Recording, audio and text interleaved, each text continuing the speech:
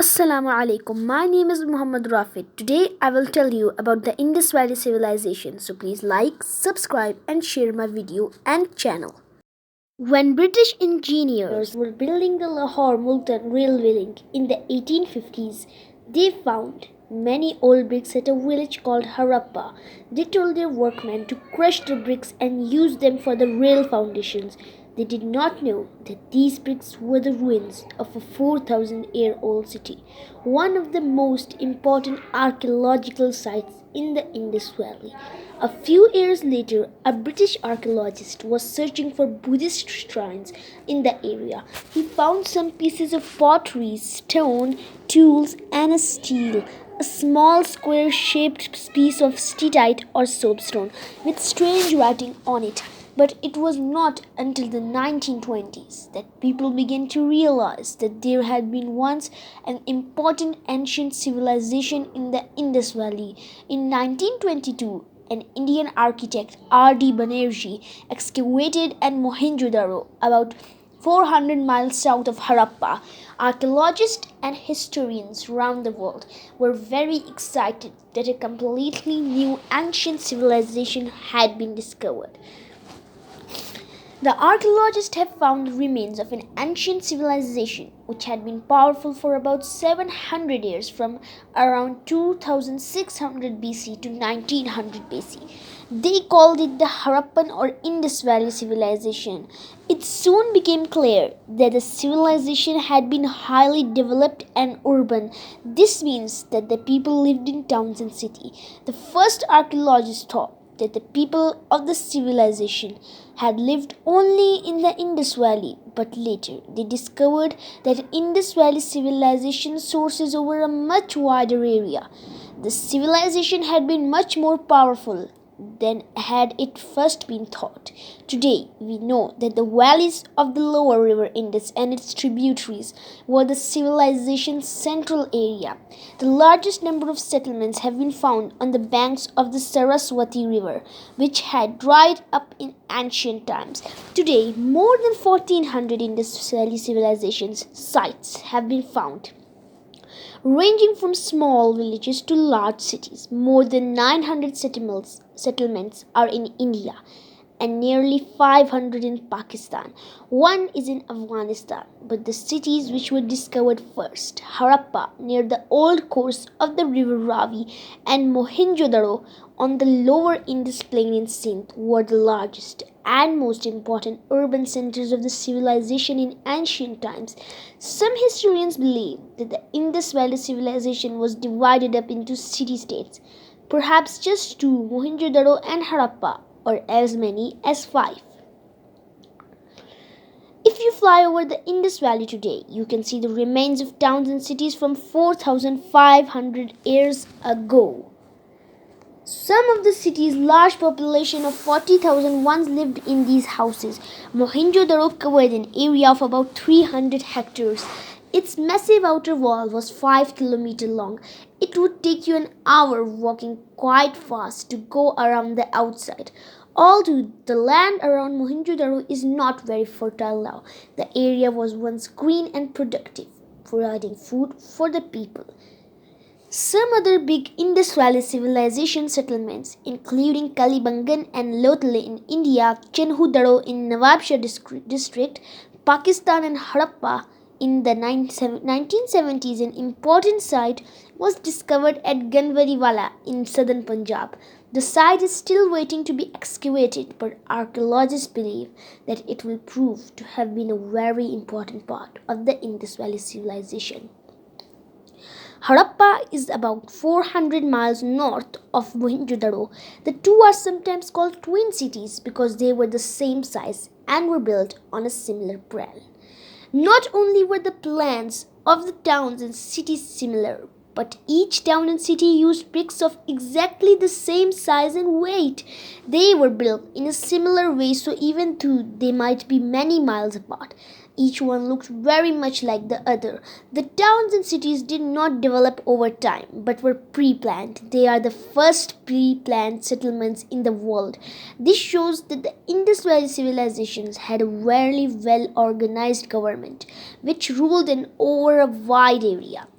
Mohenjo-daro and Harappa were almost square. Mohenjo-daro had thick, strong walls with up to 7 gateways. The walls might have been to protect the people from wild animals, flooding, or enemies' raids. There was one very wide street leading from the main gate, which historians think was where processions and markets were held. The citadel area was raised up on a bird and brick mound. A person on the citadel would have had a very good view of the lower town as well as for a long way over the river in this plain. The Great Path. In Mohenjo-daro, the grandest building was the Great Bath. The bath itself was like a modern swimming pool. It was 12 meters long, 7 meters wide, and 2.4 meters deep. The bath was lined with a layer of bitumen natural tar to make it waterproof. On top, there was a layer of clay with cut fired bricks set into it. At each end, there were wide steps. The floor sloped down to a drain hole in one corner. The water was carried away under the floor in a drain. No one knows exactly what the baths were used for. Around the edge were rooms, some with small baths in them. Perhaps they were used by priests. One may have had a well which provided water for the baths, the granary. This huge building was 45 meters long and 23 meters wide. It had a high brick base. Huge pieces of wood were put on this in a crisscross pattern. Some archaeologists believe that this was where grain grown outside the city was stored for the people. The crisscross wood allowed air to flow so that the grain would not rot. Other archaeologists believe that the building was not a grain store at all, but a palace with a fresh air system. The lower town was the housing and business area. Here, the rich lived in big houses with up to 30 rooms. The poor had 1 or 2 room apartments. The houses were very close together. Between them were narrow lanes and alleys, some only 1.5 meters wide. The streets and alleys were paved with brick. There were many workshops for craftsmen who made jewelry, metal objects, pottery, and clothes. We know that the civilization had a strong government but know nothing about its ruler. Archaeologists have found few signs that the cities were ruled by one person, for example, a king. No royal tombs have been found. We do not know whether the granary was a palace or not. Many historians think that groups of people, perhaps rich merchants, landowners, and priests, worked together as rulers. The archaeologists have found a statue of a bearded man who historians believe may have been a priest king. So far, archaeologists have found no remains of any temples, but this does not mean that the people had no religion. Various artifacts have been discovered which show that they did have religious beliefs. Some seals show figures that were probably gods. One is a man with 3 faces. Another is a woman with horns. Near her is a peepal tree, a symbol of fertility. Some seals show a figure which might be an early form of the Hindu god Shiva. Many small terracotta figurines, statues of female figures have been discovered, like the one we can see. They were probably meant to show a mother goddess. Few graves have been discovered. This may mean that the people cremated the bodies of the dead people or give them a river burial. In the graves that have been found, archaeologists have discovered pots which probably held food and water. This shows that people believed in afterlife. Agriculture and food. So much food was needed that most Indus Valley people were probably farmers. Indus Valley farmers used the same ways of irrigating their fields as farmers of other ancient river valley civilizations. They tried to control the annual flood waters and build ditches and canals to carry the river water to their crops. The river Indus flooded for a much shorter time than the river Nile in Egypt. This meant that the land near the river did not get as much water as the land in Egypt. The Indus Valley farmers had to do much more work in the fields, using oxen and human labor for planting, ploughing, and harvesting. Farmers grew a variety of crops which included cotton. It was woven into cloth for clothes and other uses. Wheat, barley, and millet were the most important grain crops. Mustard and sesame were grown to provide oil for cooking and lightning. Also, no vegetables except for field peas and perhaps chickpeas were grown. Bananas, melons, and dates were common. Cattle, including the humped zebu, were the most important domesticated animal. They provided leather, meat, and milk for dairy products. Horses, asses, buffaloes, and oxen were used for transport, pulling carts, or ploughing. Elephants may also have been used for heavy labor. Goats and sheep provided leather, meat, and wool. Other domesticated animals, including chickens, rabbits, ducks, cats, and dogs, were domesticated. Wild animals such as gazelles were hunted for meat or perhaps sports. Some, such as antelopes and wild boars, were trapped in pits but dangerous animals. For example, rhinoceros, wild elephants, leopards, and tigers were hunted with poisoned arrows. Fish were caught from the river. Craftsmen and their materials. Many city people were craftsmen. They made useful objects but also decorative items such as jewelry. Ordinary household items were made of wood, pottery, and copper. The copper came from Oman in the Persian Gulf. Potters made pots on a potter's wheel but also made figurines of humans and animals such as bulls. Craftsmen used more expensive materials too. Bronze had been discovered in pre-Indus Valley Civilization times. Bronze was hard, so it was used to make tools. Archaeologists have found saws, adzes, chisels, and gouges. Bronze statues and bowls have also been found. Other metals were popular too. Gold and silver were used for jewelry and small ornament. Jewelry. Both men and women wore necklaces and armlets. The jewelry of poor people was made of cheap materials such as seashells, bone, copper, soapstone, and bronze. Pottery beads were planned to look like more expensive materials. They were painted so it might look like more expensive materials. The jewelry of richer people was made of expensive material, including gold, silver, ivory from elephant's tusks, and precious stones such as green jade and blue lapis lazuli from Afghanistan. Archaeologists have found Indus Valley carnelian beads in tombs in Mesopotamia. The stone, which came from Gujarat, was very hard and difficult to work with, but craftsmen used drills to make holes through the beads to make them carnelian beads, which were very expensive and valuable. Indus Valley writing. The three early civilizations, including the Egyptian, Mesopotamian, and Indus Valley civilization, all had writing system. It is interesting that each of these three systems developed independently but at about the same time. But now we know that the Indus Valley civilization was the first to develop with writing. Indus Valley civilization writing has been found on pottery and smaller objects such as copper amulet as well as on seals. Scholars have been working for decades to try to decipher this ancient writing but have had little success. We can now understand the scripts of Sumer and ancient Egypt, and some believe that we will never be able to read the Indus Valley script unless we found a lot more information. So far, scholars have found that the Indus script is not related to any other ancient writing. The characters stand for words, syllables, or sounds. There were between 250 and 500 different characters. It was written from right to left. Travelers and traders. Some city people were tradesmen. Since the Indus Valley civilization did not develop money, goods were bartered. The extra goods that came from this type of trade gave the people of the Indus Valley a high standard of living. Trading in the Indus Valley, Mohenjo-daro and Harappa were both major trading centers. There was probably a lot of trade between urban centers such as these.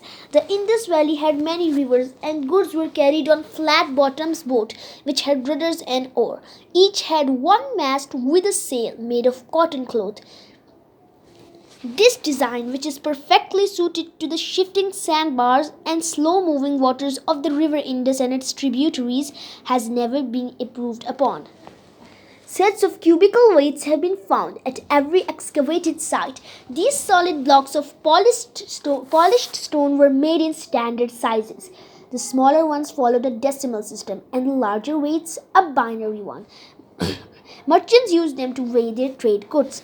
The weights were not only used by traders. Each town and city had several entrances. At Mohenjo-daro, for example, had about 7 narrow gateways, each one wide enough only for an ox cart to pass through. Farmers and traders brought food and other goods for sale, loaded in ox carts or on sheep, goats, and oxen, which were used as pack animals.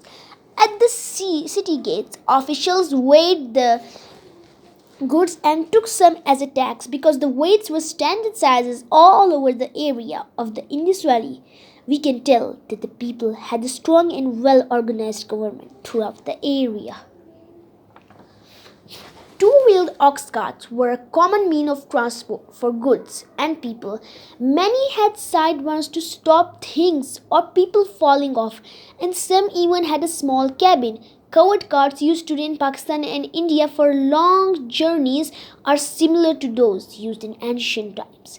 Trading with foreign merchants. The Indus Valley region was connected to an international trading system. Tradesmen traveled long distances by land or sea to export and import goods. The trade routes and seaways which linked trading centers where merchants from different regions met and exchanged goods.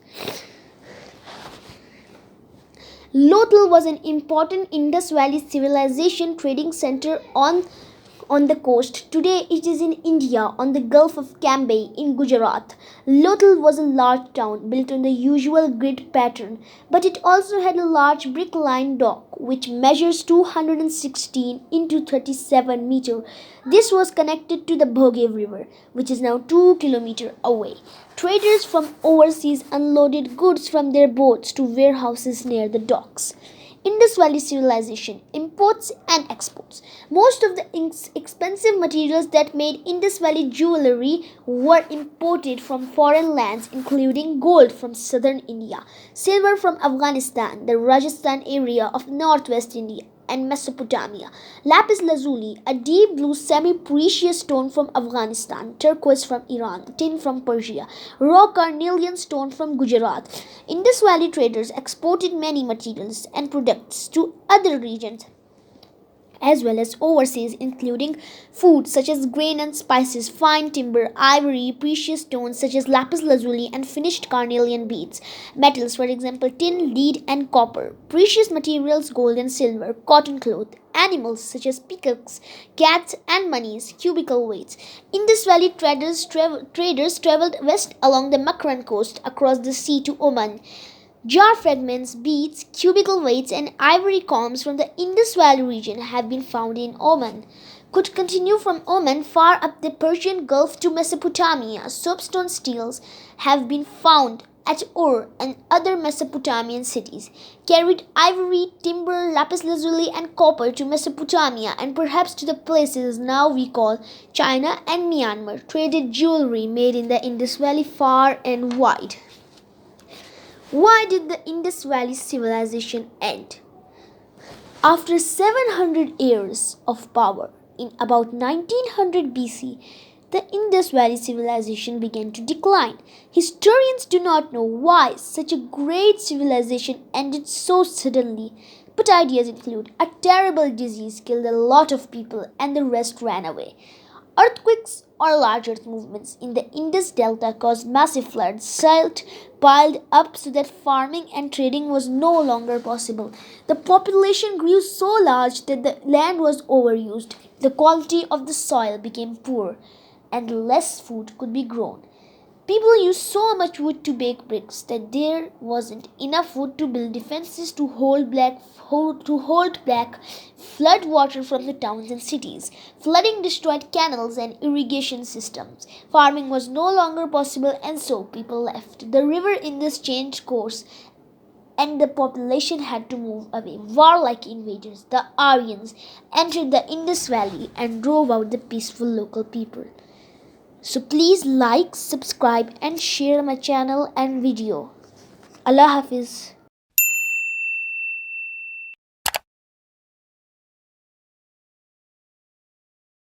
Upcoming video is Golden Age of Islam.